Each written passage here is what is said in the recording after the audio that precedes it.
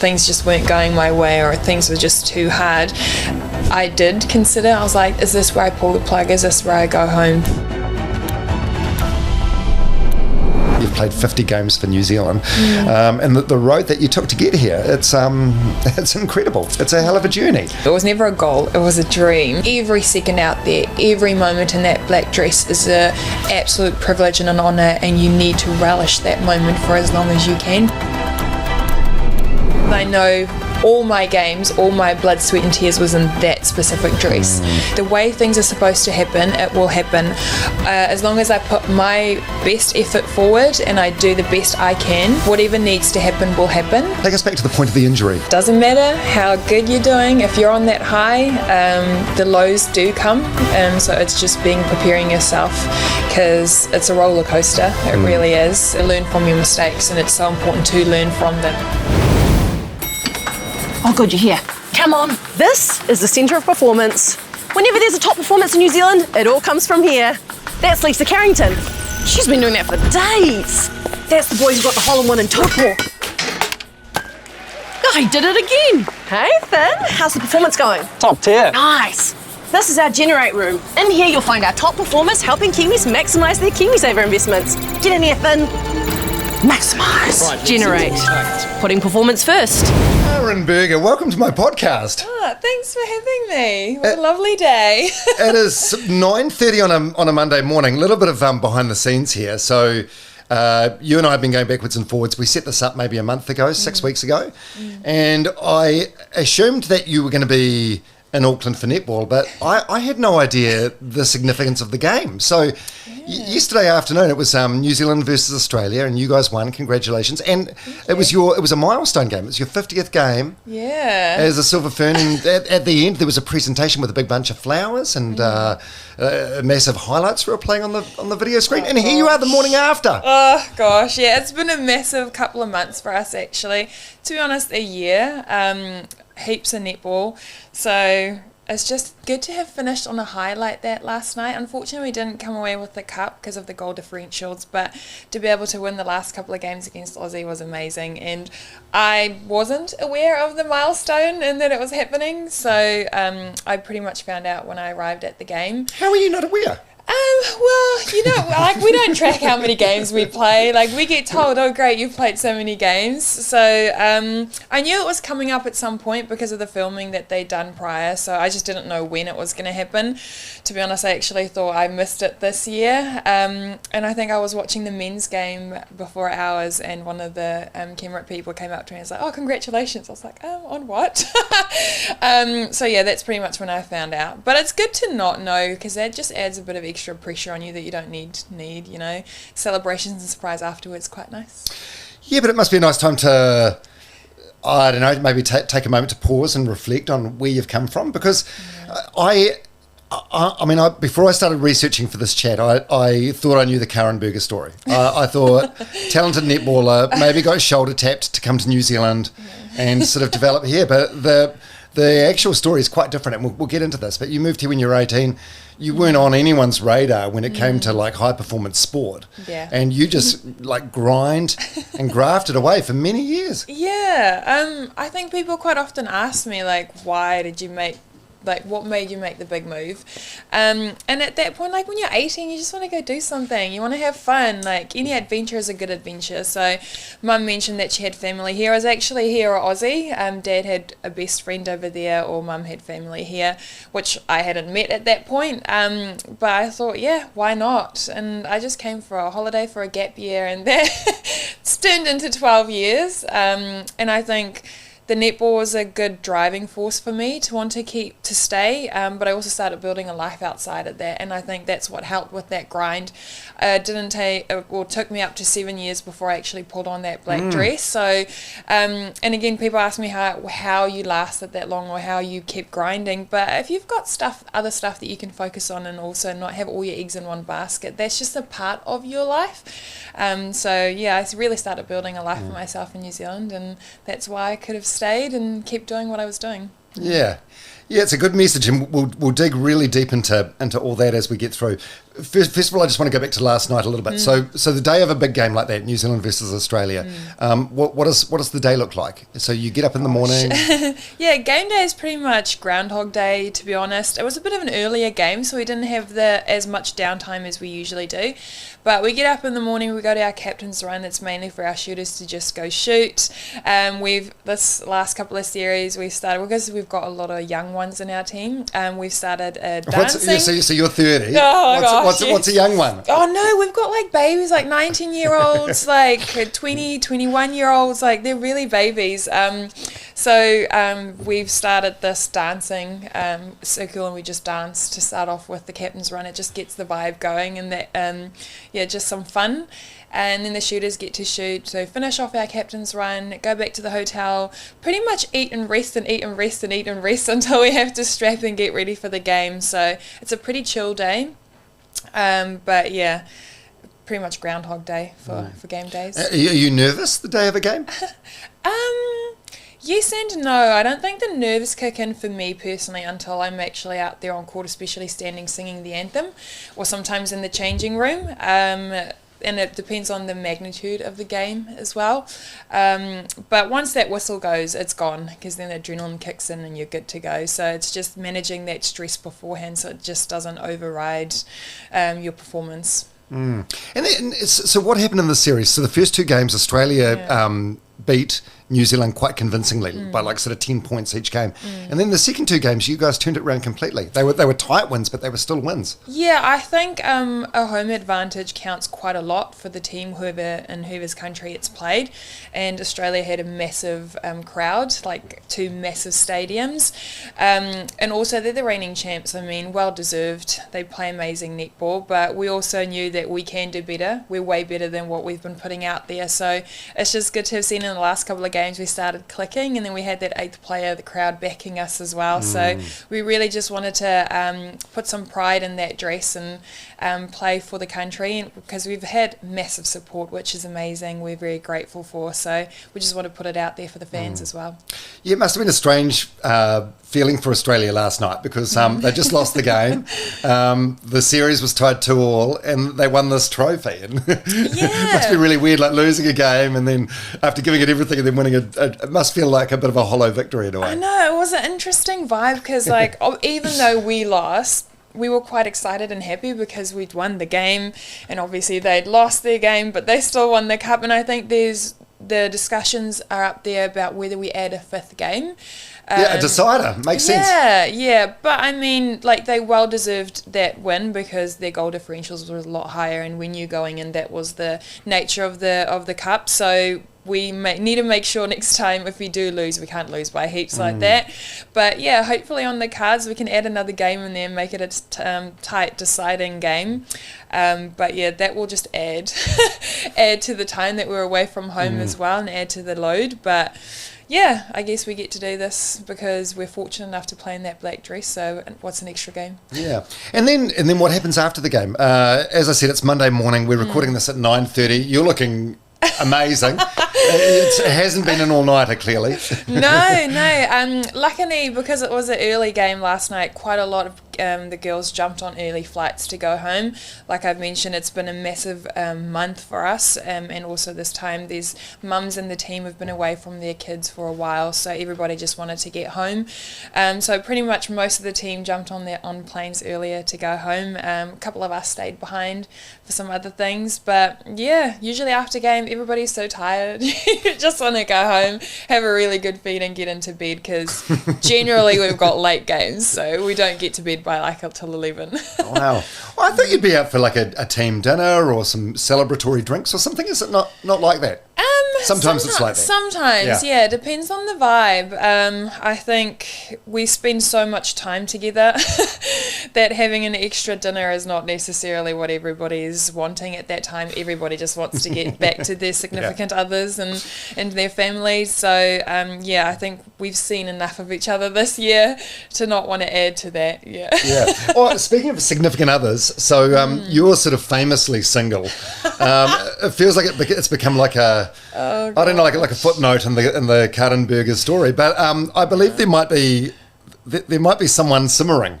Oh gosh. Now your teammate and friend Maya Wilson, Oh my god. I tapped into her for some, and she's been on the podcast previously, and I tapped into her for some info, and she said, well, I mean, I know the story that she told me, but obviously there's two sides to every. Oh, you look embarrassed. Obviously, there's two sides to every story, so I'm keen to hear your version of events. Keywords: Christchurch Corrie Lounge. Yeah. Oh gosh. I guess, being 30 and single, I am a little bit picky. I think it's more with my time, more so than anything else. That unless I really feel like there's something, or that I feel like I'm in the right place personally, quite often it's not to do with the other person but me as well, I don't want to drain my energy, and I'm a firm believer of the right person at the right time will happen, so I'll just wait for that to happen. But the team's always trying to play Cupid with me, which is really cute. Is it annoying? Is it cute, or is it annoying? Annoying sometimes? No, they've only got my best interest at heart, so I don't mind that. And I guess I'm a big enough girl to be like, no, stop now. So, no, it's really cute. But yeah, oh gosh, the latest one, it's just we had a lady that it's a massive netball supporter, and she's beautiful. She still sends me messages. It's really cool, and I think she probably just asked in the team who's single, because she's got a son that's also single, so tried to play matchmaker there. That's probably as far as I'll go at the moment, because that's as far as it's gotten. Can I fill in some of the blanks according to Maya Wilson? Oh gosh, yeah, sure. So apparently you guys are in the lounge sitting as a team, and this woman comes over and she's like, "Who's single? Who's single? My son's single. Which one of you guys is single?" So it's like she just wanted a netballer, not necessarily zoning in on Karin Burger, and then. And then she made you follow her son on Instagram, and he's a doctor or a radiologist. Well, we haven't followed each other, but I heard there was a couple of DMs that have gone backwards and we've forwards. messaged, but again, like busy schedule, like you mentioned, he's a doctor, so he's busy as well. But it's one of those stories. If it ends up, I mean, the chance is very slim that it's going to end up being your soulmate. But in the event that it is, it's a hell of a meet cute. Look, to be honest, at this point, how I meet people are quite interesting. I'm not overly social, and that's what my mum and my sister always tells me. You can't sit at home and expect to meet the right guy. So, and I'm also fussy about social media. I'm old school in that way. I like being approached either in person or just not on social media. But I know that's the way things go these days. So. It's more so about how they approach me on social media as well, which sometimes can throw me off or not. So how do you mean? What throws you off? I think it's how, like, if you go directly into my looks or like that kind of stuff, I don't. Okay, if the first comment on a DM is something superficial, it's like So it's all about how he talked to me in the first instance as well, whether I'll give you that attention or not. So you seem incredibly self-assured. Like, where does this come from? I don't mean that in a negative way either. I think it's a good thing.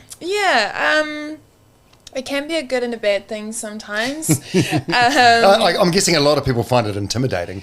That's what I've heard, and I think that's probably also why I probably am single at this point. I've like heaps of my guy friends tell me that I come across quite intimidating, which is like I'm really not.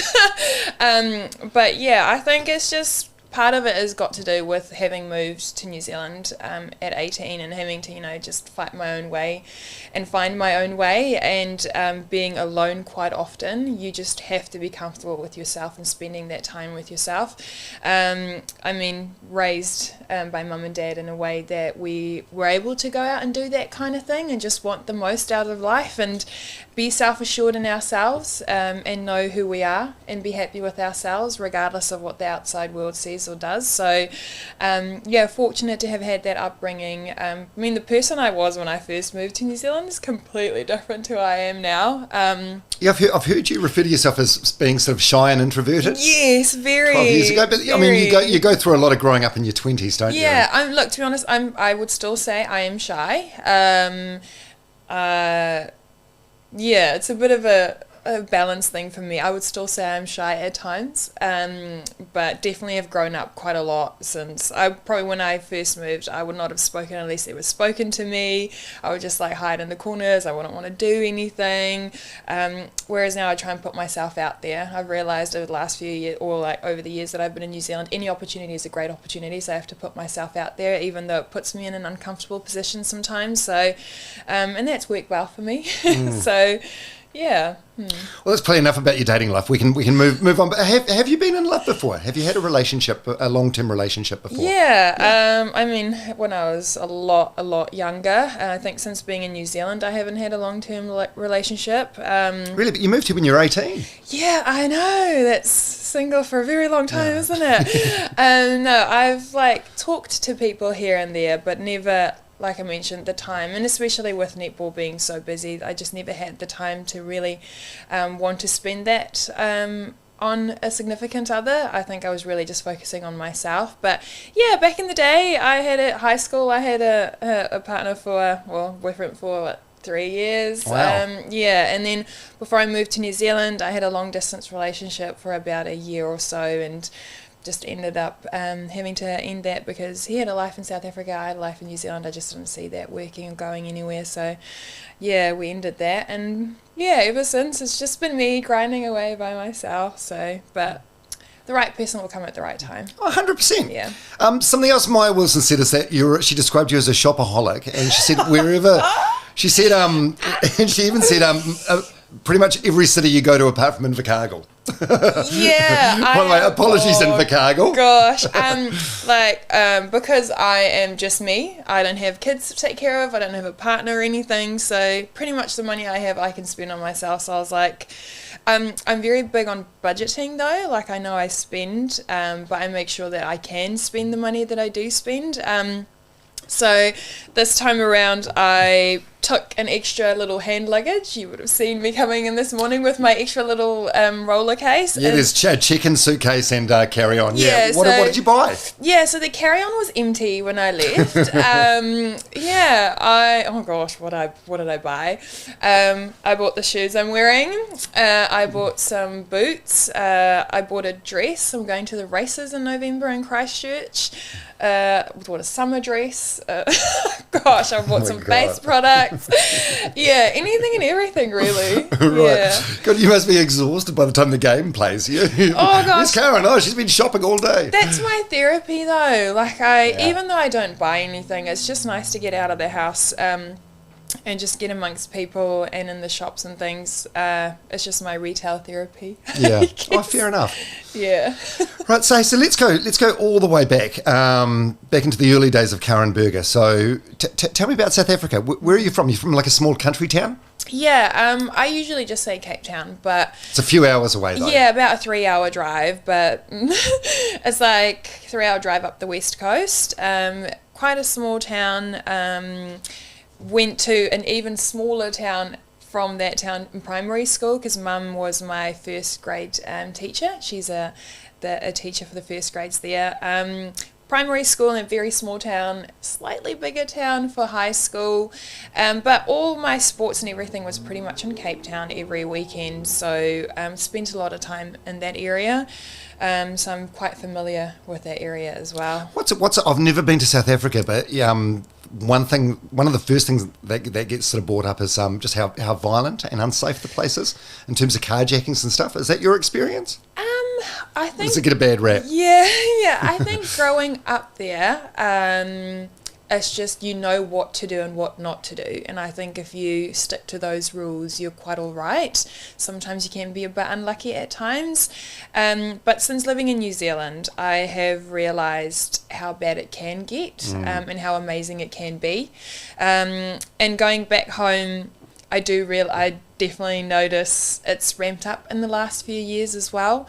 When I speak to my family again, I realise how South Africans that live there are just so used to it that they don't necessarily know how bad it can be.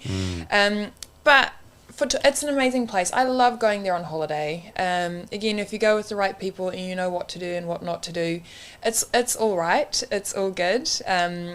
But yeah, it's definitely a sense of having to look over your shoulder quite often. Yeah, although, like, in saying that, just while you were giving that answer, I mean, New Zealand, we're not entirely safe anymore anyway, are we? There's, ram raids all the time, and we've got our own issues. I think every country has their positives and negatives, and like my sister, I know she loves the country itself. It's beautiful, and the people. Like, she's especially saying with the Rugby World Cup at the moment, it's amazing how rugby can bring everybody together, and how supportive everyone is at the moment, and the vibes in South Africa at the moment over there. So it definitely has its positives, don't get me wrong. So it's not the worst country. Yeah. Well, by the time this podcast comes out, it's going to be old news. But yeah, the Rugby World Cup final is next weekend. It's New Zealand, South Africa. One country you were born in and spent 18 years, one country that you've represented in sport for the last 5 years and spent 12 years in. Who are you? Who do you root for? Yeah, I've heard this quite often over the last couple of weeks. People keep asking me that too. I think values-wise and morals-wise, I can't justify not supporting the All Blacks. I live in a country, I play for the country, I represent the country, I benefit from the country. So for that reason, I would support the All Blacks. But obviously have that little piece of heart with South Africa, so I won't be gutted if they do win either. It makes the game quite fun, because regardless of what the outcome is, you're going to be a happy girl. Exactly. I know we had our training when South Africa was playing their semi-final the other day, and it was such an intense game. We were just finishing at tying our shoelaces and getting ready, and I think Mila or Tiana put up the story about us watching that last few minutes of that game and how we celebrated, and everybody got in on it as well. I mean, they're not even South African supporters, but they got into it as well. So yeah, really felt the love from the team there. Yeah, well, I think anyone just really likes watching like a good game of rugby, and we've been spoilt with them the last couple of weeks, in those quarterfinal games, and then that game against England, the semi-final game, that was just phenomenal. Amazing. It was remarkable. South Africa deserved to win. It was so good. The performances out in the Rugby World Cup has been amazing. So, it's been an exciting World Cup. Yeah. So, what do you like in South Africa as a young girl? You were a high jumper, eh? I was, yeah. Well, small town, so there wasn't many options to do in terms of sport, but I tried to do as much as I possibly can. My two, main ones were in the winter netball, and in the summer it was high jump, but gosh, I played tennis, I did a bit of gymnastics. If there was any dance classes, I would go do that, and I think when I was about 14, I tore my cartilage in my knee, and I had to have an operation. And at that point, Mum was like, right, I know you love doing all this stuff, but I think we're overdoing it a little bit with your body. You need to pick and choose what you want to do. So at that point I was like, right, okay, in the winter I'll do netball, and in the summer I'll do high jump. And I loved high jump, it was so good, but it's a very individual sport. Anybody in athletics will probably be able to tell you that it's a good community, don't get me wrong, but when you're competing, it's pretty much just you. So I sort of leant a little bit more towards the netball. The team sport. Yeah. How did you mess up your knee at the age of 14? Like a cartilage tear. That sounds like an older person's injury, doesn't it? Yeah, I know. Well, apparently, according to the doctor, because of the high jump, the constant landing and twisting on the leg, and then the netball's that constant jarring on the knees. And I guess at that age you don't really do much rehab kind of stuff. So which when you get older you sort of regret a little bit, but yeah, I think just overdoing it a little bit too much on everything, and not managing myself well enough at that age. But yeah, they're holding up so far. Yeah. Listen, you played your 50th game for New Zealand last night. The old knees are doing just fine. So did they operate at the time? Did they scrape you out, clean you out? Yeah, well, funny enough, because at that age they were like, you're quite young, we don't want to take any of it out. So they tried to just stitch it up and see if they can. Obviously there's not much blood flow to that area, so it was going to be a risk whether it was going to work or not, but it ended up working.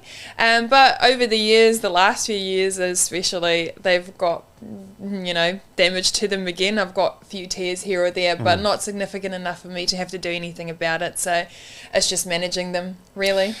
Yeah, because I was knowing that you were coming around today. I watched the game yesterday afternoon under a different sort of lens, I guess, and I was in particular focusing on you. And there's a lot of jumping around, isn't there? I was thinking about your knees with there's a lot of impacts. It's remarkable that you've had and continue to have the career that you have, given this knee issue at the age of 14. That could have spelt the end of any sort of like dreams or hope, really, couldn't it? Yeah. Well, at that time when it did happen, the doctor did say, "Look, as little as much sport, like if at all, going forward." And I was like, well, that's not happening. I was determined to be like, no, that's definitely not me. So I guess you just get back on the grind. You just have to listen to your body. Sometimes you can do things, sometimes you can't. And I think that's where physios and doctors come in quite well. They know what every individual is capable of doing or what they can't do. Unfortunately, the way I play is quite hard on my knees and my ankles. But I'm going to do it for as long as I can. As much as I can until the body gives in, and then I'll go and enjoy the rest of my life. Yeah, and I think one thing that the well-meaning medical experts can't necessarily take into account is probably someone's like will or determination. So they can say, oh, you probably shouldn't do sport, but it's like they don't know you as a person or what your mindset is. The mind is an amazing thing, and it's helped me at times, or the worst of times, in times when you think you literally can't do it anymore. It's really pulled me through. So I think that's the aspect of sport where you really have to hone in at times. And it doesn't matter how good you're doing. If you're on that high, the lows do come. So it's just preparing yourself, because it's a roller coaster. It really is. And to dig yourself out of that and stay on that high is it's a tough one. It's quite hard. Yeah, we will get into all that stuff, because there definitely has been some adversity in the Karin Burger story, hasn't there? I mean, one thing that springs to mind, I guess, is the Commonwealth Games last year, where you had like an ankle injury. That must have been devastating. We'll get into that. But yeah, so you're growing up in South Africa. You're good at netball? Yeah, you're great at netball? Yeah, well, I mean, I made it into the rep teams, yes. I was being selected in those teams, so I was all right. I was good. It's quite hard sometimes. I don't like talking too much about my performances, but yeah, the year before I decided to move over, I just played the under-21s, the Protea squad had just had their trials. I think it was in December. And I got selected in the group to go into the final trials. But at that point, I was like, right, do I stick it out here, or do I go for this opportunity in New Zealand? Not much offering for me in New Zealand. So but what would have been an easier? Is the South African netball team as good as the Silver Ferns, or not? I guess what I'm asking is, would it have been easier for you to stay in your home country and make your national team there? It's tough. I really take my hat off to the players that do play for South Africa, because up until recently it was not a paid position, and I know people that played in the South Africa, or know of people that were studying for years and years and years because they just weren't flexible. The unis aren't as flexible to be able to allow you to go do that. You can't maintain a job necessarily if you want to go do that. So it's just the grind is a lot harder. I really take my hat off to those people, and I think personally, for with my personality and the person that I am, I probably wouldn't have kept playing if I stayed in South Africa. I would have wanted to make a living. I would have wanted to be able to support my family. I would have wanted to have a successful life, and it just sounds like it's really hard. Most of those starting lineup players for the Proteas play overseas. They go and play domestically in another country. And that's 2 lives you're asking them to have. One life in one country for half of the year, and then you're having to go back to your home country. So yeah, it's a tough one. So is netball more professional here than what it is in South Africa? Definitely, 100%. Do you guys get paid okay? Do you get paid a match fee or a salary? How does it work? Look, there's always going to be the drive to want to be paid more, but coming from a country that don't get paid at all, I know how amazing it is, and even from when I started to where we are now, there's been increases, so I'm not complaining, obviously striving for more, but I'm quite happy. It's easier when you are playing for both domestic and international. You can make a living out of it. It's a bit harder when you don't have that international salary and you're having to find a job that only does half the year, because the first half of the year you're pretty much in your domestic season, so you're away from work quite a lot, so it's a little bit harder. So do some of the girls have jobs? I don't think anybody in the Ferns at the moment Right. have any jobs. Maybe some contract work here or there just to tick them over. But domestically, yes. There's a lot of girls. And that's also how the schedule for the domestic teams have to adjust to allow those players to have a job. Because as great as it is to be playing and being paid for netball, they still need to have a life outside of netball and they still need that job. So we need to accommodate them as well. Yeah, absolutely. Okay, so when does the seed get planted about you moving to New Zealand? I heard it was like a secret from your dad. Yeah. Like you bounced the idea off your mum and... It happened really quickly. Look, I was in my last year of school, and around like June, July, I think, my uncle and aunt who live here, it's mum's cousin, they went to visit. They've been living in New Zealand for more than 20 years now. And we were in Cape Town one day and mum was like, right, well, my cousin's over from New Zealand. They're at the airport at the moment. They're literally just about to go back to New Zealand. Let's just go say hi. So we went to the airport, had a chat, as mums do. You know, they boast about their kids and they mention that I play netball. And yeah, my uncle was like, oh, well, why don't you send her over? Let her come stay with us for a year. I thought this was a joke. Like, we just went about life for the next month or what. Started applying for universities for the following year. Applied for some scholarships because I would have needed a scholarship. Didn't hear anything from the unis. You can, in South Africa, it can literally wait to the last minute before you hear anything. So by like October, I wasn't sure what was happening the following year. And then my uncle messaged mum. He was like, no, but we're serious. Like, are you sending her over? And at that point, we're like, right, well, we've got nothing to lose. Dad is a little bit harder to convince sometimes with these big decisions in life. Why? Because he's protective, or were you a daddy's girl? Or? Yeah, well, he loves security and not necessarily taking too many risks. That's where mum's a good balance for him because mum quite liked taking those risks. And so we knew it was going to take a while to get Dad across that line, but this is the funny thing with Dad. We're always like, it starts out with he would argue against it. Like, we'll say something and he'll completely argue against it. But the more you talk about it, eventually he just listens. Right. He won't argue anymore. He'll just listen. And then he gets to the point where he starts agreeing and he starts talking with. So I think we fast-tracked that process a little bit. So we did all of that stuff in the background, did all the visas and everything that needed to be done. And we started talking about it. Not that I was going, but there's a possibility that, you know, it might be quite nice. And I don't think we told him till about like a month before I left. Like, no, this is actually happening now. And for that first 2 or 3 years, whenever mum would miss me or I'd be homesick or anything, he would just be like, no, you wanted to send her there. You guys decided to do this, so don't sulk and cry about it now. So, but I mean, he's one of my biggest supporters now. Like, he wouldn't want it any other way. So he's proud of me. He supported me, don't get me wrong. He was a bit in two minds about the whole thing, but he supported me regardless. And now that, you know, there's some success story behind it, I guess he's pretty proud. Yeah, I mean, well, you look back and everything's worked out fine and it's working out fine, but yeah, as I alluded to before, tough fucking grind. Tough grind. So you come here.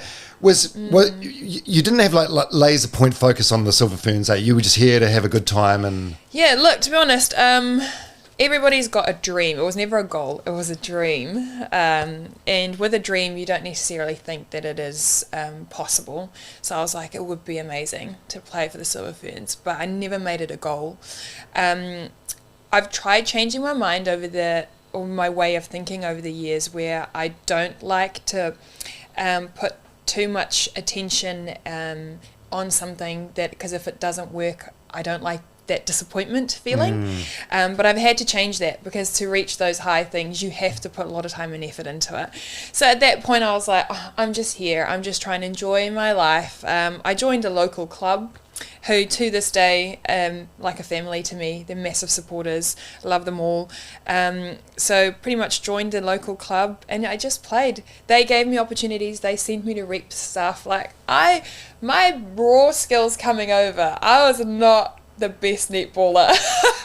I had so much to learn. Like, my club coach benched me at times. I got put into like, second teams, and I didn't make it into rep teams for years. You know, it wasn't easy, but I decided to build a life for myself outside and have other things to focus on. I had studies outside of netball. I tried to work wherever I could. I had to work to support myself.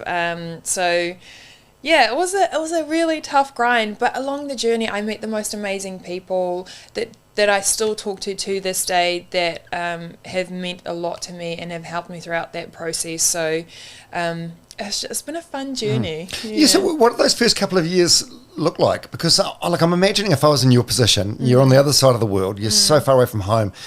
Every time there's some sort of hurdle or obstacle or adversity, you must feel so homesick. Yeah. What were you doing in those early years? So you found a job? Yes. Well, my first year I was here on a visitor's visa, and you're not allowed to work or do anything or study or anything. So I pretty much just enjoyed that year. Just tried to, see what New Zealand's like and just experience it. And then I had a serious sit down with Mum over Skype at the end of that year, and she's like, right, what's happening over there? Are you enjoying it? What's happening? I was like, Mum, I'm really enjoying it. But at that moment in time, I knew what it was going to cost for me to stay in New Zealand. And I'm like, we're not the wealthiest of families, just an average Joe family. So I knew that if I wanted to stay, I would have had to go study. And international study cost is astronomical, whereas especially in our eyes at that time. So I was like, Mum, I really love it here, but I'm not going to put that on you because I know it costs a lot. And she's like, we're going to make this work.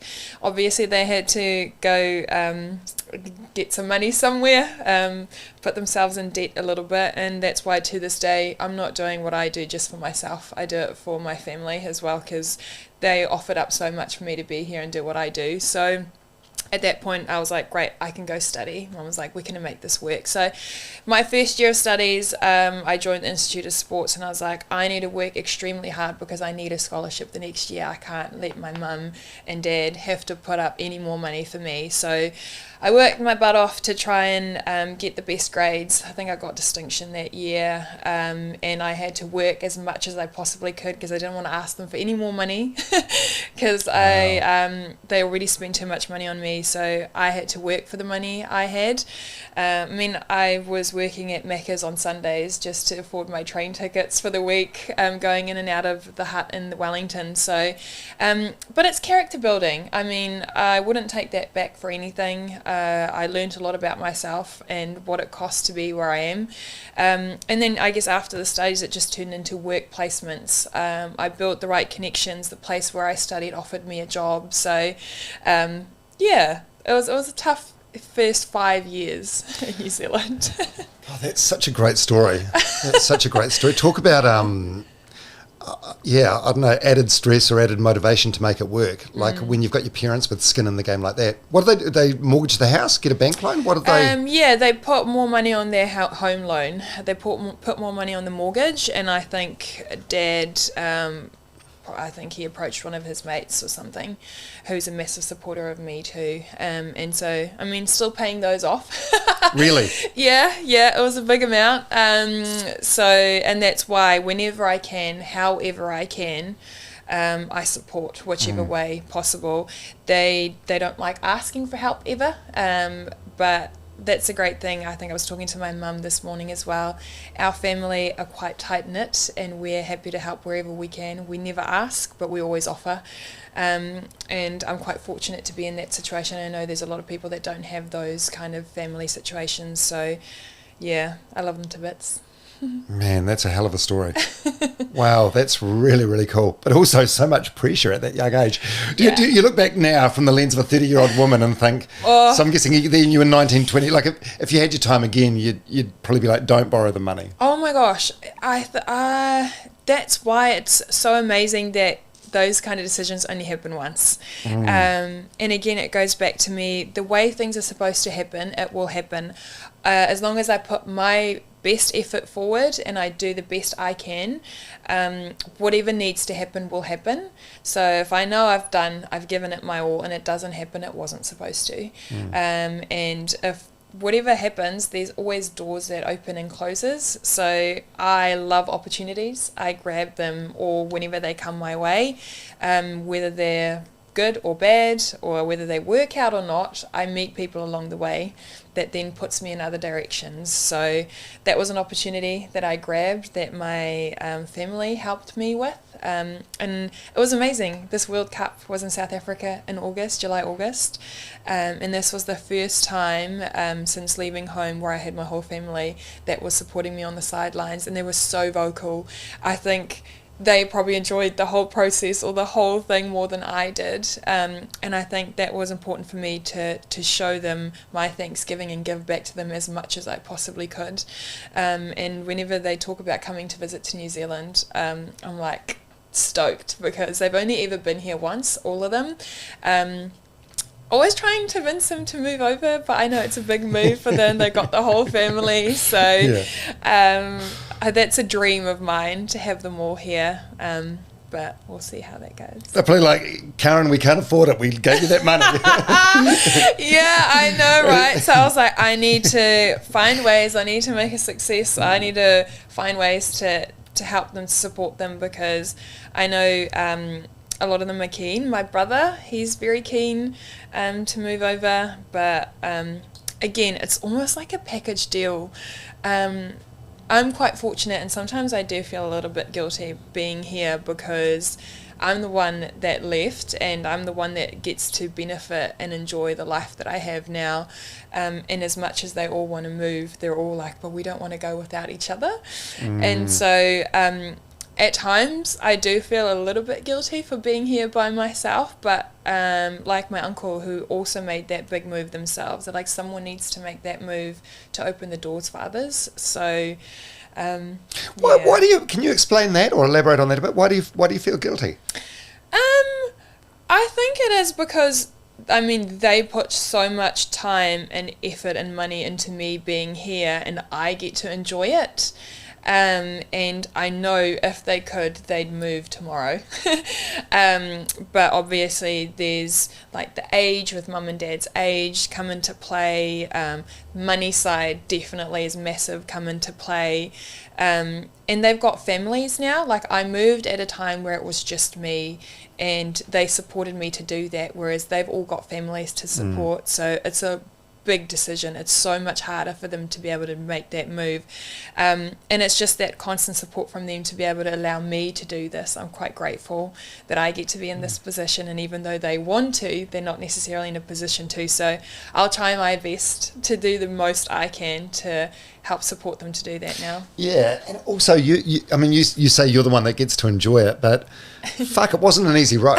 Like, it was, you were here 7 years before you made the Silver Ferns. Like, were there times where you thought about like tapping out and going back, or not? Not really. I think the first 3 or 4 years, because we're such a tight-knit family, and whenever anything happens, I'm immediately on the phone to mum or my sister to talk through it with them. And because we're such a tight-knit family, I really missed that element of it, and so whenever I missed home, or just needed somebody around me, or things just weren't going my way, or things were just too hard, I did consider, I was like, is this where I pull the plug, is this where I go home? But then I just reminded myself, no, they've put the time and effort into me being here. This isn't going to be forever. I was determined to do something with my life here, and so I just sucked it up and just kept going with the support obviously from them, and I think it wasn't till I started playing ANZ level and I started seeing the results that I was like, okay, no, I think I can do this now. You just get enough of a taste of success to know that you're on the right track, sort of thing. Exactly, yeah. What did you have a plan B? Like you said you were studying before. What were you studying for? Well, at that point I just studied towards a sports science degree, but it was pretty much just something to tick me over and keep the brain ticking over, and it was something that I was interested at that time. But I'm going to go back into studies next year. I've discovered a new interest in nutrition, which I really love, and I think that's the tough thing about being a netballer is having something else after netball and preparing yourself for it as well. Because the end is going to come. It's inevitable. Exactly. And it's either going to come, if you're very lucky, it's going to come on your own terms. Otherwise, Yes. you're going to be dumped or you're going to be injured. Exactly. So that's why there's this constant thing in the back of my mind. I need to work on that kind of stuff as well. And so, but I also want to do something that I enjoy and that I would want to do. I don't want to just have to get up every morning and go do a job because I have to. I want to do it because I love it and I want to. And so it took me a while to find something that I'm actually interested in doing. And it wasn't until my injury last year that I got some downtime and I got to reflect a little bit on things and change a few things in how I do, like with things about my own nutrition. And that's where that spark and started interesting me about what nutrition and how the food supplements the body and what it does. And so that's where I was like, I think this is something I can do. So yeah, I'm going back into studies next year, 30-year-old going back into studies, trying to do it part-time, mixing it with netball as well. So God, I don't know how you fit everything in. Look, because of the grind that I did my first few years, I pretty much got up in the mornings 5 a.m. to go to the gym, to make it to school on time, and then at lunchtimes I might do some personal training sessions, go back to school. After school I always had work, trainings in the evening. So my days were very long back when I used to do the grind, so nothing is too much for me anymore. Actually, I feel guilty sometimes when I'm sitting at home not doing anything on a day off. I'm like, why am I just sitting doing nothing? I could be doing something right now. But I also want to try and get myself into the mentality of I need to enjoy this while I have it as well. So yeah, it's easier now because of what I've been through. Wow, that's really inspiring. Jeez. Like, yeah, I mean, the fact that you came here and you worked so hard to get to where you are today, it's really cool. Like, there must have been so many points along the way where you thought about giving up or you wondered if you're on the right track. Yeah. And so much pressure on your shoulders as well. Support system, honestly. I wouldn't have been able to do it without a support system. The right people to encourage you at times, or the right people to tell you when you're being too much or when you're not doing too much, especially now and throughout my netball career as well.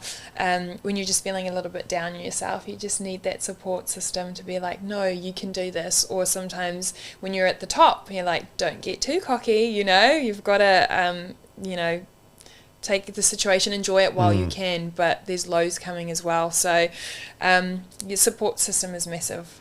Yeah, so you made your Silver Ferns debut September 2018, so like 5 years ago. So before that you were in the Central Pulse and those ANZ teams? Yeah. And then is that when you sort of came in the frame of the selectors?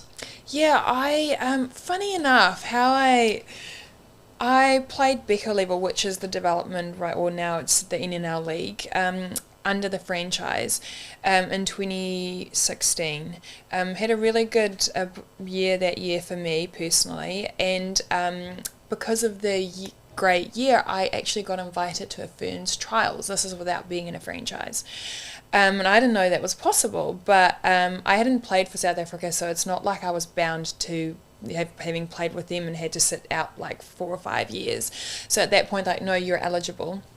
So I went to the Ferns trials and I think at that point a franchise, the Pulse, because Waimarama Taumanu was a big influence or like a coach for me at the Pulse as well. And so she one day came up to me, she's like, you're eligible for the Ferns. And I was like, I wasn't even in a franchise team at that point. So I was like, oh my gosh, I didn't know this. But yeah, so I got invited to the Ferns trials, just experience. I obviously saw it as nothing else. I just wanted to be out there amongst the best.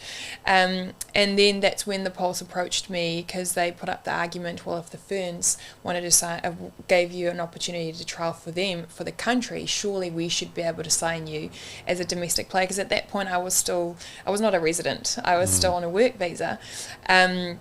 And so obviously they did the the stuff up the top, and that's where I got my first contract. So I actually had a taste of the Ferns before I did franchise. But yeah, that's when it all started, and it was a bit of a shock for me my first year with the Pulse, because at that point I'd been playing, starting lineup, getting heaps of court time. And then I was behind the likes of, at that point, Phoenix Karaka and Katrina Rore now. I had an amazing team. Kat Latu was in our team, Sarah Bayman from England. We had an amazing team, and I was pretty much sidelined. So it was a big learning curve for me. It was like suddenly I'm now on the sideline, and I got so much attention from Y. And if you know her, she's quite a stern, strong personality. Who's that? Who's Y? Y Maramatou Manu, old Silver Ferns coach, player herself. She's a wealth of knowledge about netball. Made me a wing defence, she can't stop talking about how amazing she is. But so she gave me so much attention, and I thought, oh my gosh, I don't think she likes me.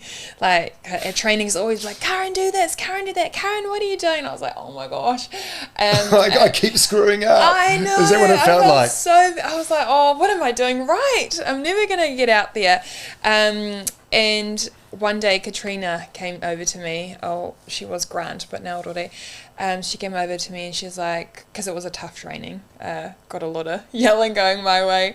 And she's like, Karin, I know it's hard, but if she's giving you attention, it's because she sees potential. So that's a good thing. When she stops talking to you, that's when you have to worry. And that's immediately when I shifted my mindset. I was like, great.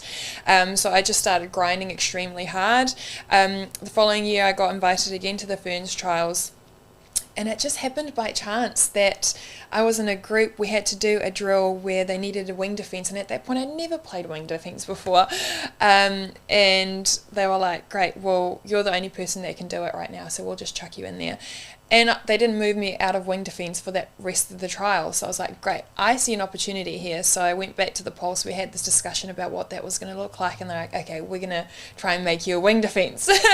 And so that following year, I started getting my starting lineup at wing D. And yeah, the rest is history from there, to be honest. Oh, and then, so you play your debut for the Silver Ferns and you get sent off.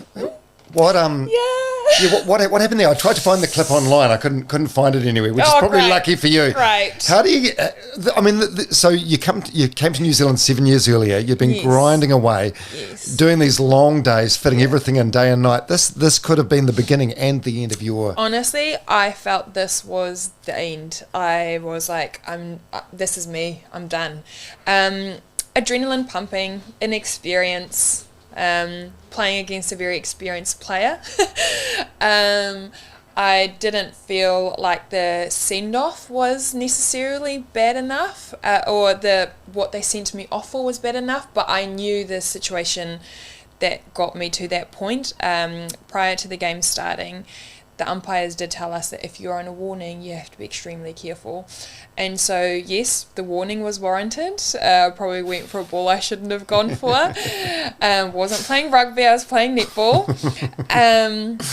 And so I was on the warning, and that's where the discipline comes in and the experience come in. And I just ran jumped a pass, and Jo Harton stepped into me to pass a ball, and obviously I landed on her. So that cost me my send-off, and it was the fastest and the slowest 2 minutes of my life. I had to go sit on the bench for 2 minutes and watch the rest of my team try and fight it out there with 6 players on court. I was playing with Casey Kopua at the time in the circle. We had a laugh about it afterwards, a few months afterwards. Not immediately. That I left her alone in the circle. But amazing coach, Noeline, put me back out there after my 2 minutes. She didn't replace me. She made me go back on there and fix my own mistake. There was only like 3 minutes to go in the game anyway.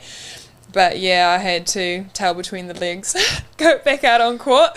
When you're sent off and you're sitting on that sideline, bear in mind the significance of the game. Being your debut for the Silver Ferns. How do you hold the emotions on? How do you not burst into tears? Adrenaline, I think, was keeping me going. I think I went back to the hotel. The first thing I did was Google whether anybody else had been sent off, because at that point, like, red cards and send-offs weren't like necessarily such a big thing. Like, recently we've had a few more of those happening, but at that point it wasn't really a thing.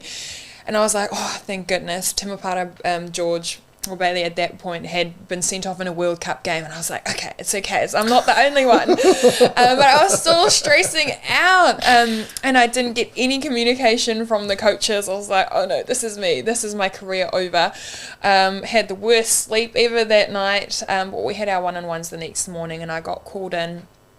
Amazing coach that Noeline is, she sat me down and she's like, just trying to understand what my thinking was around why I did what I did and how it happened.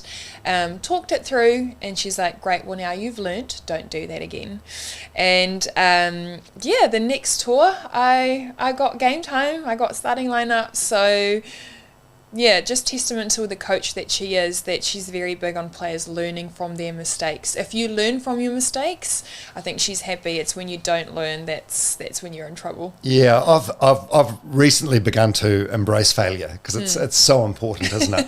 It's like a stepping stone to success. But and yeah, in reflection, I suppose that would have been really mean just to throw you out with the bathwater, on your first debut. So it's good that they gave you another shot. Thank goodness. But okay, so no one says anything after the game.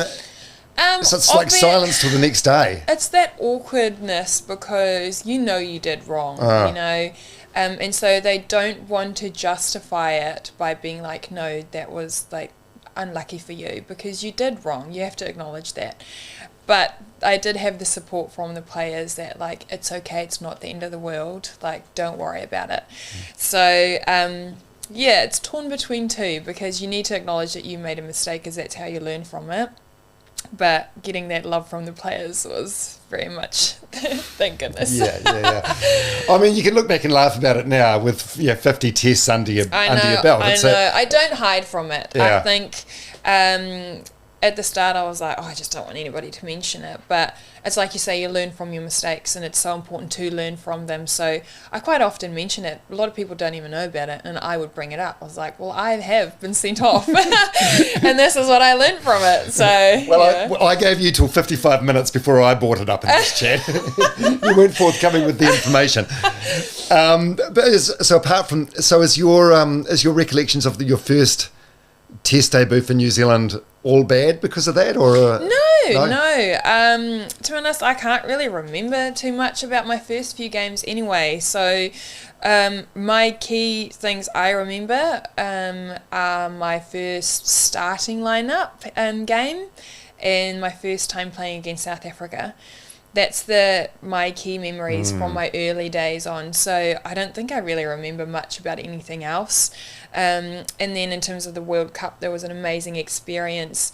I wasn't necessarily on in the very last game, but personally for me was, at that point I hadn't had my family on the sidelines since I left New Zealand, for New Zealand. So I heard my mum, I think it was one game, I think we were playing like against Botswana or something, but I would always remember that game because I grew up with my family on the sidelines. Wherever anybody had anything, I was like, we've got this motto in our family, one for all and all for one. So wherever one went, the other went. So whenever I had sports tours, they were on the sideline. I could always hear them. And in this specific game, I think I went up for an intercept or something, and I could vividly hear my mum's voice in the crowd.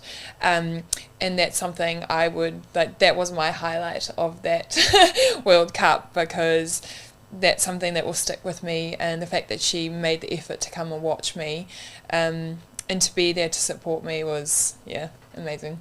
Oh, what a story. Is that the 2019 World Cup? Yeah, where Silver Ferns won. Yes.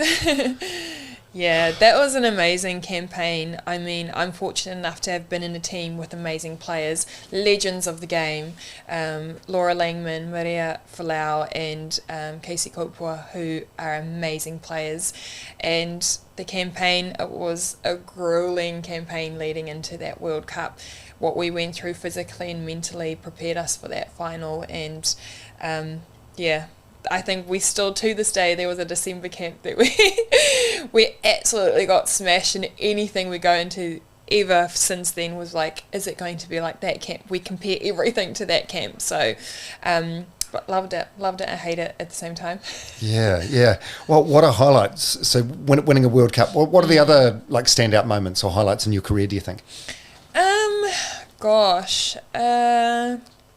Obviously my first game against South Africa, especially having a starting lineup in that game as well. I quite often got asked what it is like playing against my home country. I didn't know any of the players personally that were in the team, so I didn't have that personal connection with them, and I never played in that team myself, so I didn't have that connection with them.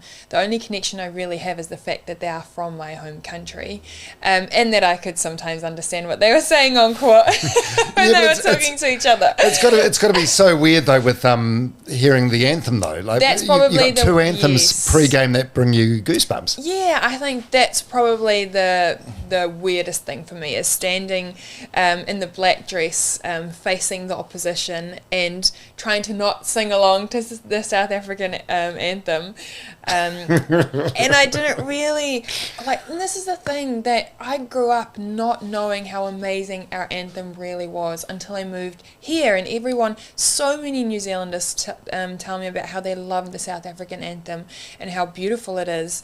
And it's not till you hear that kind of thing. I was like, actually, yes, it is really beautiful. So, yeah, new appreciation for it, but really hard trying to not sing along to it. Yeah. I mean, I sing along to it in my head, but...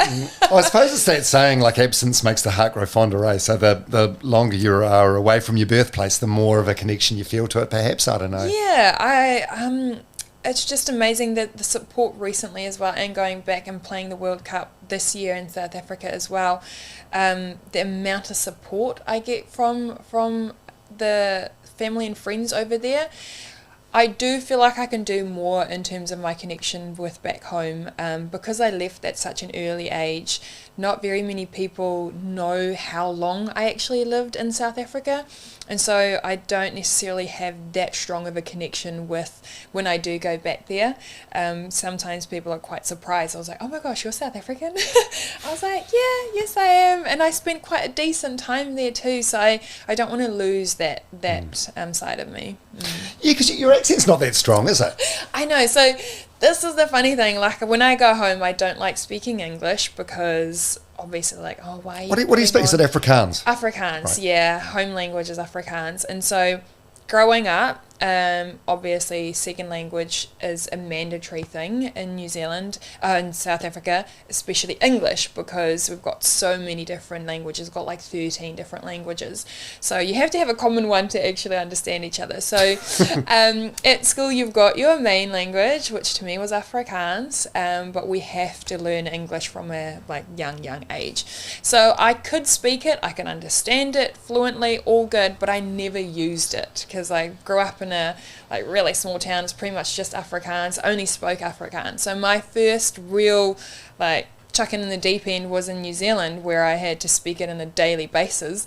Like that's probably also why the combination of being shy and that language barrier, I wouldn't really approach people or talk to people because I was translating in my head before I spoke, whereas now whether I'm Afrikaans in the Afrikaans or English environment, I think in the language that I'm speaking. But back then, I was thinking in Afrikaans, and I was like, right, I need to translate. And so it took me a bit longer to reply to or respond to people.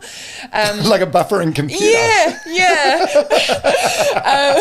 And quite often use the wrong words or tenses or stuff. But yeah, so pretty much just thrown in the deep end to have to speak it on a daily basis, and I think that's where I picked it up because my first time using it that much was here. Yeah. Well, I'm an idiot that can only speak one language, and that's English. So explain that to me. So you're thinking in your head in Afrikaans, and then you're trying to translate it before you say it out loud. Yeah, like I would think about what I want to say before I say it. Like so, I would hear it and I was like, right, this is what I want to say, and then I would translate it, and I was like, okay, now I need to say it. Oh my God, it's going to take such a long time to order a coffee or something. Yeah, but that was back then, and right. and that's why, like, fully immersing yourself in that culture is the best way to do it, because now when I go home, predominantly I speak Afrikaans, and yes, okay, it takes me a couple of days to not get stuck on words, but the moment I'm in an Afrikaans environment, it just flows, and I just think Afrikaans, speak Afrikaans, and then I come home to New Zealand. Well,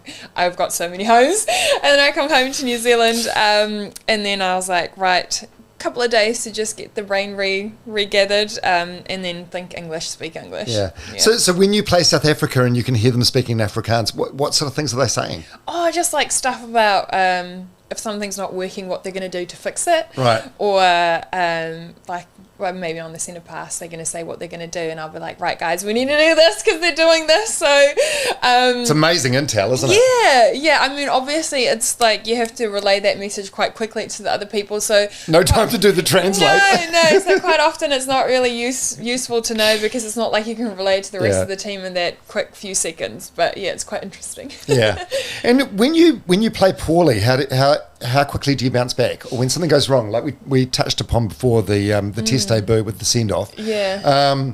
What for you makes a good game and a bad game? Well, last night, for example, your 50th test match where you won against Australia, was that a good game? I would base it off at team effort, but also an individual effort and how I helped my team. I used to rate myself on how much ball I got, how many intercepts I got, but when you start playing international level, it's so hard getting ball, and so if you get stuck on just that's the way I rate myself, I can get down on myself quite harshly, and I was like, no, I still do a good job. I still need to tell myself I'm doing a good job. So like last night, we didn't get heaps of ball, but we got ball, and I think to me it's about what I did for my unit and how I contributed to my unit. Obviously, the best thing to know that you did all right was the fact that you stayed on court in the first instance. Yes, I didn't get sent off again. But yeah, I think it's just how I helped my unit, and the Kiwi style is very much to be playing together and for each other. So how I helped my unit to get ball, and that's and your style, like again, amazing coach who knows what your strength is, and you would have seen in the last couple of games she made strategic changes to make a difference, because she knows what every single player offers and what their strengths are, and so that's all she ever asks of you to do is just bring your best. And so that's what I know what my strengths are. They constantly ask us, what's your strength, how do we get the best out of you? And so I know what I need to go do, and as long as I do that well, then I'm happy. Yeah. And do you have like a post analysis or anything with Dame Noeline? And really, when does that take place? So you've just finished the 4-game series. Well, not necessarily after the 4 games. Usually we have a series debrief. Yes, like we had one after the English series, especially going into another series. We had to do that. What's the goods, the bads, what we need to work on, all that kind of stuff. And then we took it into the next series. So because we don't have anything else on for the rest of the year, it's not necessarily such a big focus for us. We've only got one coming up next January, but I'm sure there will be things that, because we also finished on a high and things were going quite well, there's obviously a bit less to have to worry about and focus on. But yeah, no, we do have a team debrief after the series to know what we did well, what we need to keep doing, and what we need to change to be better. Yeah, you and Dame Noeline must have a special relationship, because she's been your coach through your entire time at the Silver Ferns. 5 years. She's it's like I've been under her for so long, and still, like, who was that? I can't remember who I was talking to the other day, another experienced player, but we were saying it's still, I wouldn't say intimidating, but the aura and the person that she is, it's out of respect that you still fear her. And it's a good way. A good fear. Yes. We absolutely have so much respect for her. And like, and again, the kind of coach that she is, if you play hard and you play well, you will get your opportunities. You get feedback, you get told what you do well and what you need to work on. So you're always clear on what you need to fix or what she wants you to do. And that clarity means a lot for us as players. So yeah, I want to say I've got a really good relationship with her, but so much respect for her, and the coach that she is. I mean, she's done amazing things that it's still that respect and fear kind of thing, you know? Yeah, it's an interesting relationship, and an interesting relationship from her perspective to the players as well. Like when you've got someone like you who she's worked with and selected since you were 25 and you're 30 now. I mean, if she's around long enough, there's going to, eventually maybe become a time where she's got to make a hard decision about you. 100%. And but that's the great environment that we have in our team as well. We've got so many young ones coming through, and the coach at Cheers, if you do the job and you do really well, you'll be out there and you'll be selected. And for us as older players or more experienced players, rephrase that. Yeah, by the way, I'm sitting here. I'm fucking 50. I'm old. Like you're sports old, but you're still very young in life. I keep telling myself that. But yeah, for our more experienced players, we need those young ones nipping at our heels to make us better players. Just like when I first came in and Katrina Rore was playing, she was the more experienced player and we were battling for that bib. And so she was having to go hard because I was nipping at her heels, whereas I had to go hard because she had the experience over me. So it's an exciting time to know we've got so many young ones coming through, and to have that competition is a good thing. It's hard, but it's really good. Yeah. And now the Birmingham Commonwealth Games last year, I know you were very excited about this, and then you had like a foot injury, an ankle injury. Yeah, my first big injury. How long were you out for? 6 months. Yeah, so you missed the Commonwealth Games, and the girls won a bronze. Yes. Bronze. Yeah. How was that? Take us back to the point of the injury. I think I have an idea that I'd been playing with it for the domestic season. It just progressively got worse and worse. But I mean, we were doing the scans and the things, we're doing the necessary things, but nothing was showing up. But I was like, anti-inflammatories, painkillers, good to go. Chuck some cortisone in there. Gosh. It was our very last game. We didn't have a good season that year with the tactics. But our very last game, I remember, was against the Pulse at Christchurch Arena. Went up for an intercept against Tiana, and I landed really hard. And at that point, the painkillers didn't want to work anymore. So I was hobbling. It was only 3 minutes left to go in the game. I'm the kind of player, unless you're going to sub me off, I'm not going off by my own will. So coach wasn't calling it, so I was pretty much just hobbling for the 3 minutes on court. And then they put me, because the selections were coming up for Comm Games and all that kind of stuff, or Comm Games were coming up, they put me in a moon boot, precautionary, while they were doing all the tests and stuff. And I'd gone for my scan. I was in the gym. I was ready to go that morning when I got the news. I went to the gym, I was still in my moon boot. Pretty much took it off to go do some lifts, and then I got a message from the physio that said, we got the scans back and it doesn't look promising. He immediately was like, it looks like you might have a fracture. My brain refusing to accept it was like, okay, I might be out for a couple of weeks. It's all right. I can do this. It's fine. So I immediately put my boot back on and I ring him and I was like, what does this mean? 2 weeks, 3 weeks? What am I doing? And he was like, no, this doesn't look like this is going to be an operation. And I was like, whoa. After the Commonwealth Games. Hold up. I've been playing with painkillers for the last season. I think I can stick it through. It's like, if this is on me, because he was like, it's a fracture. I was like, if it's on me, like if I'm willing to take painkillers, can I just stick it through? Can I just go really hard? And he's like, probably not, because it will eventually snap or whatever. Or like, with Knowles as always, if you're not 100%, you're adding to the load of other players.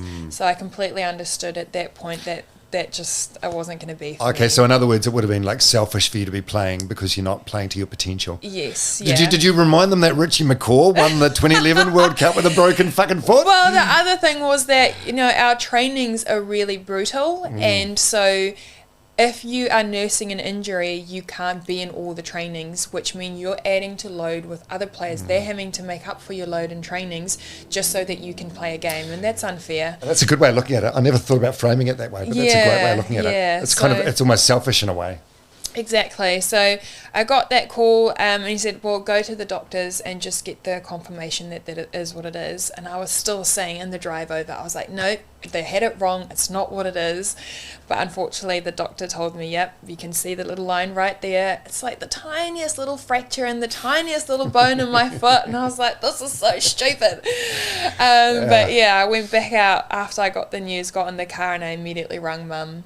And I just bawled my eyes out. I was like, it was the worst. But I gave myself a day or two to sulk about it and cry about it. And I was like, I need to get on with it. It's not the end of the world. Other people have had injuries. It's fine. So I pretty much scheduled my surgery for a couple of weeks after that. Went straight into surgery. And it was like silver lining. At that point, I hadn't seen my family for about 3 or 4 years.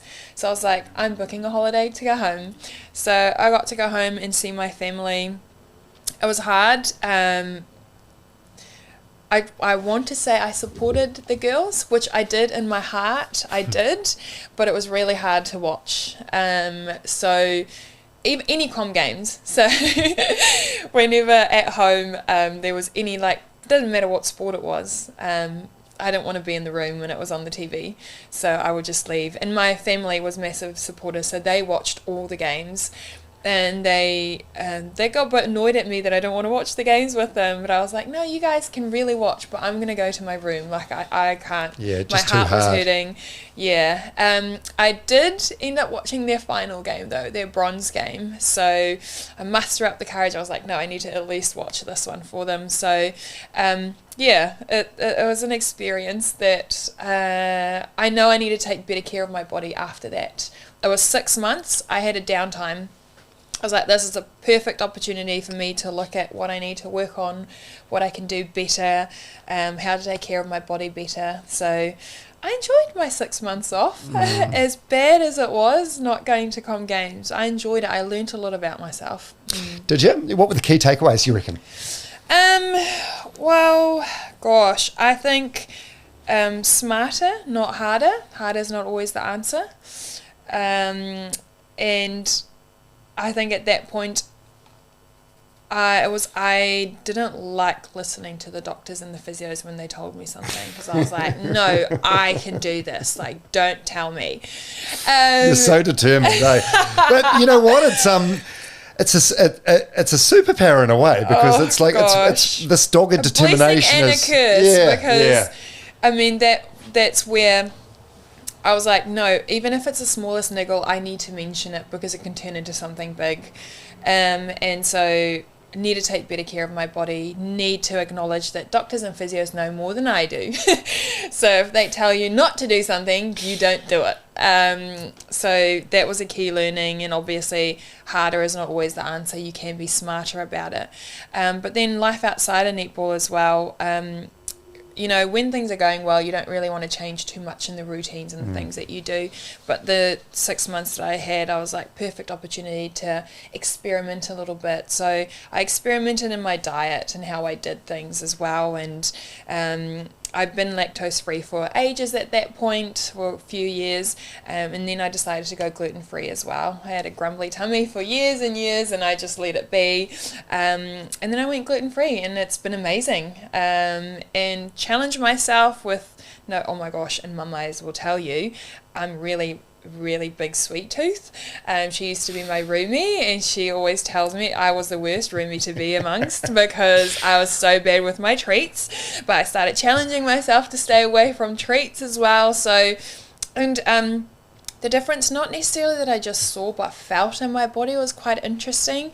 And so I was interested in behind the science of food and why it did the things that it did and what it did. So that's where my interest in nutrition started coming in. So I had a plan of what I wanted to do after netball. So it was a good 6 months, yeah.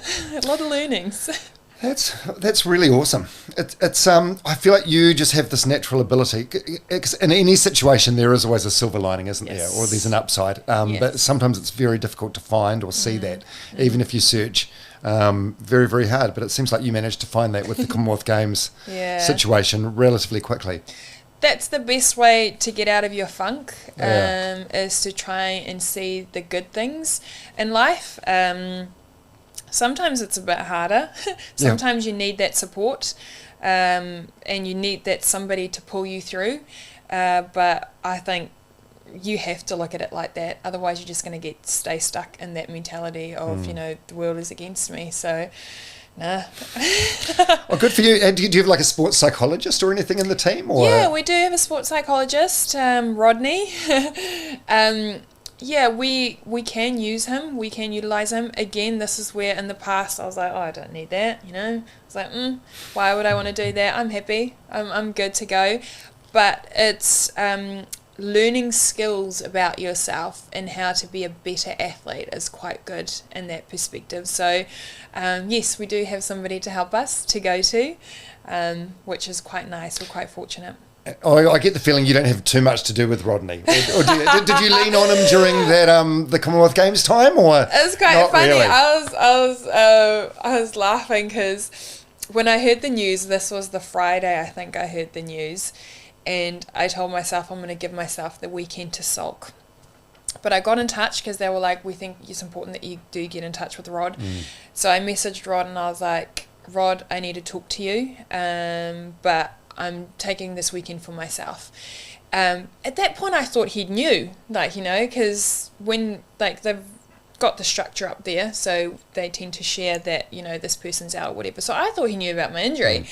And so the Monday when we scheduled the Skype or the Microsoft or Teams meeting, whatever, he was like, right, Karin, what's going on? And he hadn't heard about my injury, so he thought I was going through this massive life crisis, and I was depressed and going through this massive ordeal. And he was ready. He's like, I had my books ready, I had my questions ready. I was like, Rod, I'm just injured. I'm just not going to Comm Games. And he's like, oh, okay, I thought you were going through it. And I was like, no, it's just, I'm having to deal with this now, and I've never dealt with this before. I don't know. You shouldn't be downplaying this though. This is a big piece of adversity you went through. Yeah, I think that's a good and a bad thing about me, is that whether I had success or a tough time, I don't necessarily acknowledge it for what it is. I'm not great with the touchy-feely kind of stuff. And I think that's why also, Rod knows this, that's why I also avoid him, because I don't like getting into that touchy-feely stuff, and I hate crying in front of people, even though I can cry easily if I am emotional. I hate crying in front of people. Do you? Why is that? I don't know whether it's a vulnerable thing or... Vulnerability is... I used to have massive walls up, and I've been trying to get better the last few years to sort of tear them down a little bit, because I know vulnerability is another sort of superpower. Yes. Are you? I get the feeling you've got walls up. Do you? Or is that unfair? No. That's probably fair. I think my circle is quite small, and like I mentioned with my time, who I give my time to, is limited. You got shit to do. I do. But also, I do. I trust people until you give me reason not to. But when it comes to my personal tight-knit thing, I don't have many people that I have that close to me. So... yeah, I guess I do have walls, but once you're in, you're in. You're in that inner circle. Geez, I feel like it's a long way burrowing to get into that inner circle, though, isn't it? Seems like you've mentioned your family a few times, like you're really close to them, so I'm guessing they're in your inner circle. But your technology's good with Teams and Zoom and FaceTime and whatever, but they're still a long way away. Yeah, and I think recently, in the last few years, it's gotten more real about not having that immediate support system around me. But I try not, like, I don't want that to be the reason for me to suddenly start looking for, you know, a significant other, or trying to, I think I was quite social. I tried to be quite social at the start or earlier in this year, and it drained me so much because I was like, I need more people around me. I need to build my, you know, my circle, but it drained me so much, and it actually was to my detriment. And I was like, I don't need this. I'm happy with myself. But it does get lonely. It really does get lonely sometimes. But it's not forever. And I know I've got the right people around me when I need them. So yeah. Yeah, good for you. And how's your mental health been over the years? Has it been pretty good? Yeah. Mostly good? Well, yes. Again, like I try. You're not just sweeping everything under the rug? Rod might tell you I do sometimes. Rod wouldn't know. You've only had 2 meetings with him in 5 years. Avoidance is key. Yeah.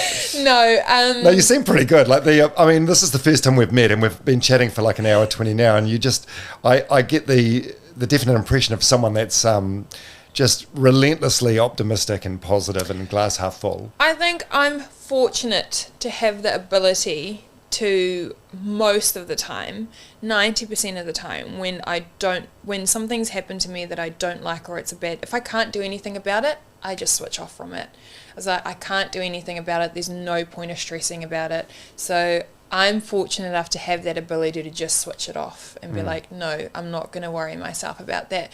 And so that keeps me in a good, positive mindset. But it's not always like that. It definitely isn't. Yeah, that's a good way to approach things, though, because everyone will tell you, don't worry about the things that are out of your control. But it's easier said than done, isn't it? 100%. Yeah. And I think I'm sometimes guilty of that, because I've got like a sister that is very much a worrywart. Like, she takes on the world's problems, and so she's just like this massive mother at heart, and so she is very big on worrying and like caring for others. And so my advice to her would always be like, why are you doing this? Like, but that's her personality and that is who she is. So it's so much harder for someone like that to just be able to switch off. Yeah. So that's why I said at the start, I'm fortunate to have that ability to be able to do that, but it can be at a detriment to myself sometimes as well, because sometimes you do need to feel those things and you do need to work through them and not pile them up. So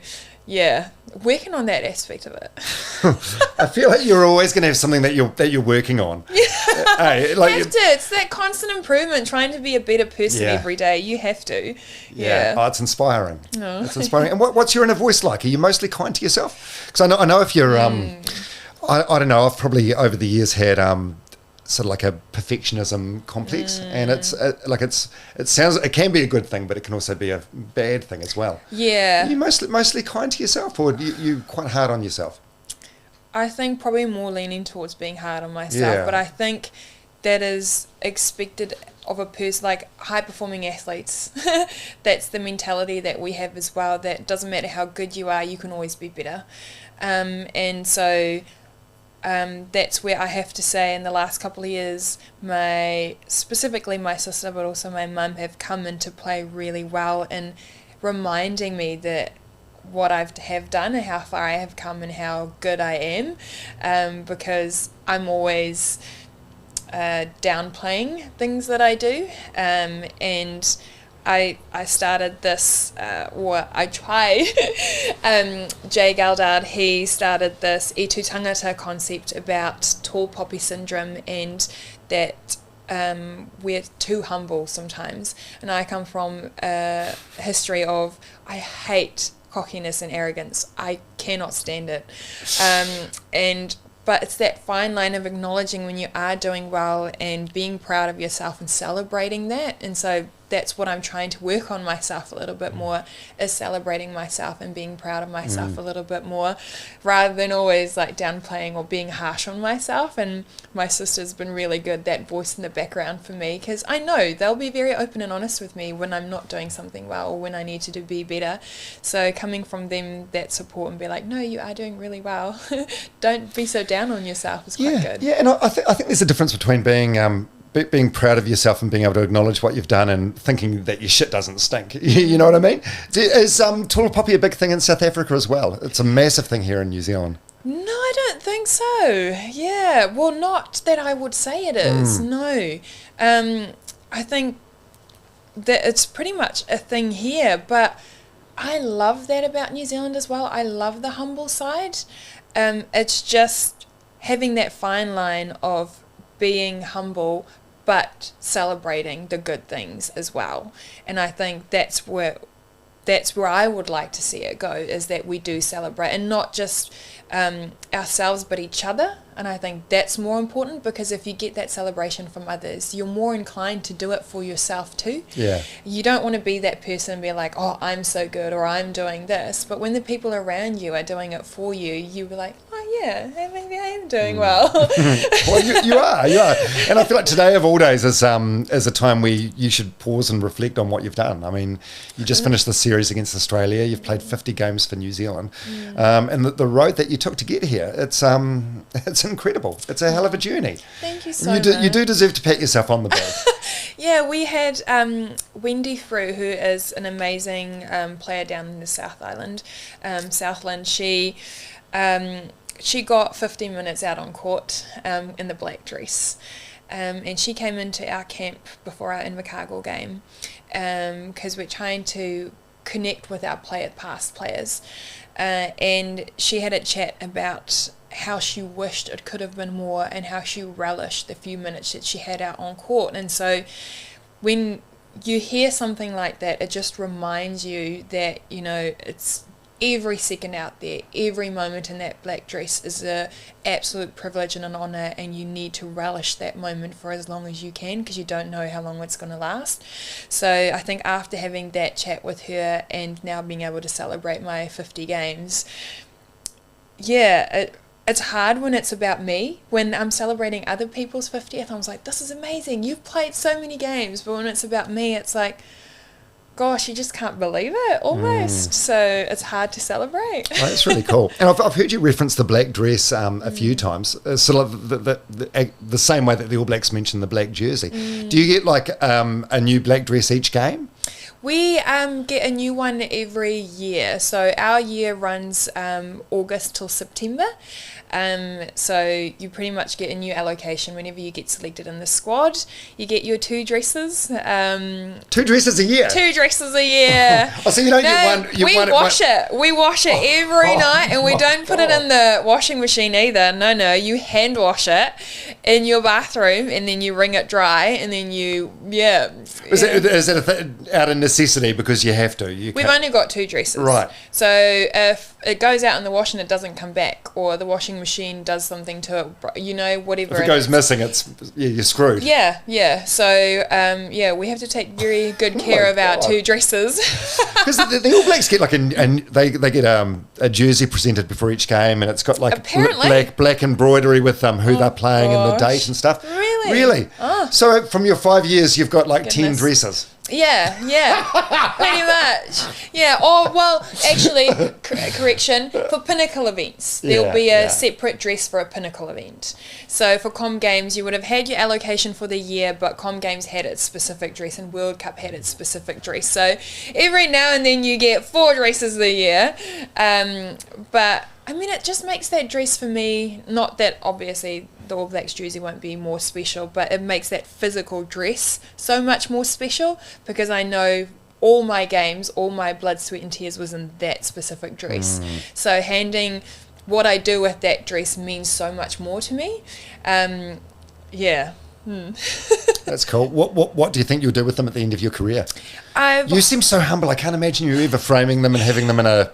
Well, so I've held on to 1 dress, and then one... if I had someone really special to me that year that meant a lot for me, I would give that dress to that special person. So I've held on to at least 1 of each allocation. Same with my franchise dresses. I've got so many of them as well. And we, after our last World Cup, Gina Crampton and Tobias Selby-Rickett, they had a contact in the South Island. They had this massive frame, and they framed their dresses and with big collage of photos of themselves playing and the medal. It looks amazing. And as amazing as it looks, I was like, what am I going to do with this? Like, I don't want to put it up in my house. Like, but then I thought about it. Okay. It's cool though. I know. So I've thought about it, and I think one day when I have my own big house, I want my own little gym set up, my room with my gym set up, and I will frame... I don't know if I can frame all of them because there'll be too many of them, but I'll frame my key ones and I'll try and put them up, and that will be my memorabilia, gym/gym workout room. So hopefully that's the plan one day with them. I like it. Oh, that's a good plan. And you turned 30 in April this year, which is a big milestone birthday. Yes. How did that make you feel? Because it's as we touched upon before, on the big scheme of life, you're still very, very young. Yeah. But no, actually, apparently I'm 24 because my sister's got this mentality, right? She's a year older than me. She's got this mentality. Yeah. If you tell yourself you're a certain age, that's the age that you are. So she keeps telling herself she's 25. And so back when I was home the last time, I was like, oh, guys, no, I can't do it. Like, I'm 30. And she's like, you can't be 30. I'm 25, so that means you're 24. But no, it's a good way to look at it, but your ankle disagrees. I know. No, you're only as old as you feel and what you make of it. Yeah. So, I have to remind myself sometimes that I'm 30. It's definitely believable that you're 24, aren't you? Aren't you busy doing TikToks like pre-game? Gosh. Yeah, it's just a bit of fun, you know. You sometimes I cringe at myself watching that, but it's out of your comfort zone. You have to do some fun stuff sometimes. So if it takes your mind off the seriousness. Exactly. Yeah. And I guess with, I don't know, my young personality sometimes, I've got heaps of friends my age, and then I've also got heaps of like young friends as well. So depending on my vibe the day, depends on who I hang out with as well. So, I don't necessarily feel 30. Sometimes I'm like, oh gosh, I can't believe I am. But I just try and remind myself, like, I've got so many more years ahead of me, and just because I'm 30, like, who cares? Yeah, who cares? And I'll tell you something. From the perspective of being 50 now, I still feel young in my mind. Like you still feel young in your mind. Your mind doesn't really sort of age necessarily. Yeah. Like you evolve and you change, of course, but your mind doesn't really change. And I feel like if you put that out there, like that aura of like I'm young and I'm still like, you know, people, like a lot of people don't believe I'm 30 until I tell them I'm 30. So again, it's as you're as old as you feel, and why does age matter anyway? You know, it's what you do with it. Yeah, but I suppose from a high performance sporting perspective, you must be aware that you're probably closer to the end than the start.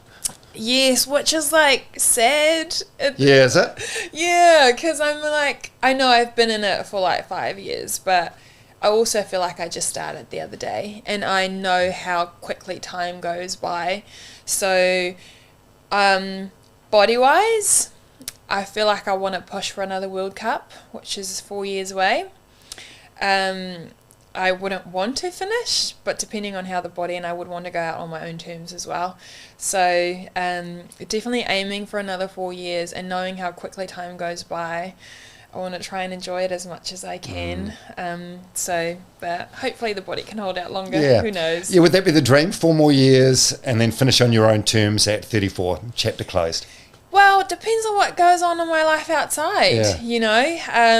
We've got like a few mums in the team who would probably have a different perspective of what netball looks like for them. And then you get young ones who've got no idea, you know, very much starting their journey. So I think for me, I've made netball my priority for so long.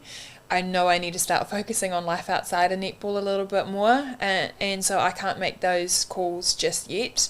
At the moment, in terms of performance, I want to push for another 4 years. you never know. I might get to 34, still be single, still only have netball, so I might want to push for longer, or at that point I might have a partner, I might want to settle down, so you never know. Yeah, do you want to find a partner, or do you think you're quite happy on your own? I feel like society puts a lot of pressure on people, especially when you get to a certain age, that you should have a partner. Yeah. You did mention before, just in passing, that you're lonely sometimes. Yeah. No, there's nothing wrong, I don't think, with being alone, but being lonely is not great. Yeah.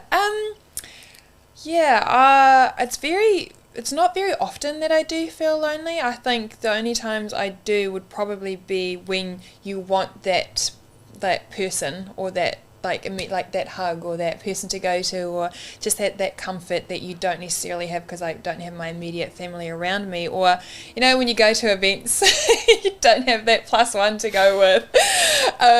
So there's very few times that I do feel lonely, and so I'm not willing to offer up I'm wanting the right person in the right time.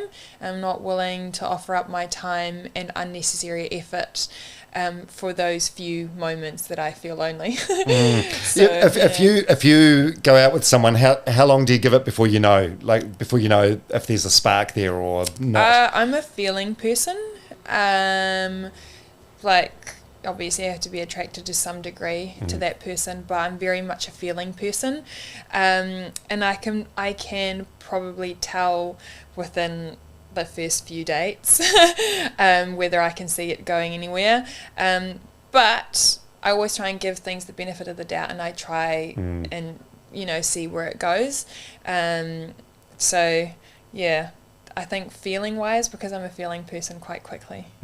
First few dates, that's quite generous. I expected you to say like first few minutes almost. Well, it seems like you're a lady that doesn't want to waste a minute of time that you got here. Yeah, but I'm also like that benefit of the doubt kind of thing. Like, the person I am when you first meet me might not necessarily be the true me, because you might be nervous, or maybe something going on or whatever. So do try and give it actually that time and effort, because you don't want to be like nah and dismiss it too quickly. Something. Yeah. So I'm also like, give it the time that it needs. Yeah, just like Dame Noeline gave you the time you need after your first test. Exactly. Bad first impression, but you came good. Yeah, exactly. And who knows? I know nothing about love and that kind of stuff. I'm like, some people say it's love at first sight, others say it's something you develop and you build into. I'm like, who knows? I think everybody's different, so I'm just winging it. Yeah. Are you religious? I am, yes. Grew up Christian, so got those values behind me as well. But yeah, and I think that's also shaped me into the person I am as well, the way I think and the way I do things as well. But I know there's a wide world out there, and I definitely don't judge. I'm not, you do you, I'll do me. Happy with that kind of thing, So as long as I get along with you and I, connect with you, that's what's important to me when I build friendships or relationships. So, but yeah, very big growing up. That was a big aspect of my life and shaped me in my values and morals and how I think about things. Yeah, and now you live in a city called Christchurch. Yeah. I had to think of a more religious sounding place. Yeah. Oh, it's cool. Oh no, I wondered, because I've read a few interviews with you, and you use some phrases like blessed quite a bit, and you talk about your creator and stuff. So I thought, and you just seem like a good person as well. So I thought maybe there's some religious backing there. Yeah. But also acknowledging, there's a lot of other people that aren't necessarily, and I think when you are like, yes, I'm religious, people can be like, oh, are you judgy, or that kind of stuff. Don't try and ram it down my throat. Yeah. So I think I'm very big on that. That's not my role to do at all. It's fine for you. Yeah. Yeah. Oh, that's cool. And could you date someone shorter than you? I'm asking for a couple of friends who may not be as what's your height? You're quite tall, eh? In centimeters, 184. Right. Yeah. So, I went on a few dates with a guy that was shorter than me, and beautiful guy, gentleman, absolutely, green flags, lovely. And we still joke about it because we're still in touch. Like, just because it didn't work out doesn't mean, like, I still enjoy his company. Mates. And we still joke about it, but I'm like, it's nothing to do with the person. And I think that's sometimes hard to explain to them. I'm tall, so I come across big, and I like feeling small, and I would like to feel small. So it's probably more so a personal issue I'm dealing with, that I'd probably want my partner to be taller than me. Yes. Are you quite self-conscious of your height? No, I'm not. Used to be at school. I hated it. I also used to slouch. I never wore heels. Oh my gosh, my wardrobe's full of heels now. I don't care. I wear heels ever. Like platforms, I'm always wearing platform shoes. No, not anymore. I love my height now. I absolutely enjoy it. A lot harder finding a guy that's taller than me though, especially when I love wearing heels. But again, I know if the right person comes along and I have that feeling towards them and they happen to be shorter than me, I'll cross that bridge when we get there. You need to start hanging out at Breakers training camp or something. Gosh.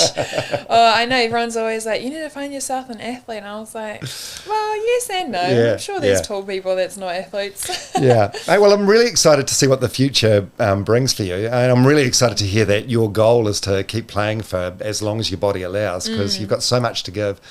And I can't thank you enough for coming over today, the morning after your 50th game for the Silver Ferns. It's been great to finally meet you. Oh, gosh. Back to normal life, you know. Thank you so much for having me. I always love having a bit of a chat. And because when you have these kind of discussions with people, sometimes you realise or notice things about yourself you didn't before, because people tend to ask you questions you might not have thought about or have voiced out in the open. So I love having these chats. You learn so much about yourself as well. Has there been anything that you can think of from this chat, or is it sort of like on the flight home later today that you'll... Probably on the flight home, yeah. I'll be rethinking about what I said. It's like, did I ever make myself look really stupid? Oh no, absolutely not. Absolutely not. Look, in these conversations, if anyone's going to make themselves look stupid, it's likely to be me. Oh gosh. I always go into these chats assuming I'm the dumbest person in the room, and it's I think it's a good way to go about it. Yeah. But Karin Burger, you are a great New Zealander. Oh, thank you. Can we call you a New Zealander? I think like 12 years, you know, I've pretty much, that's why I'm always saying I'm going home. Wherever I'm going home. So I'm fortunate and blessed to have so many homes. So I definitely call New Zealand home as well. Yeah. Yeah, cool. Hey, well, best of luck for the future. Awesome. Thank you.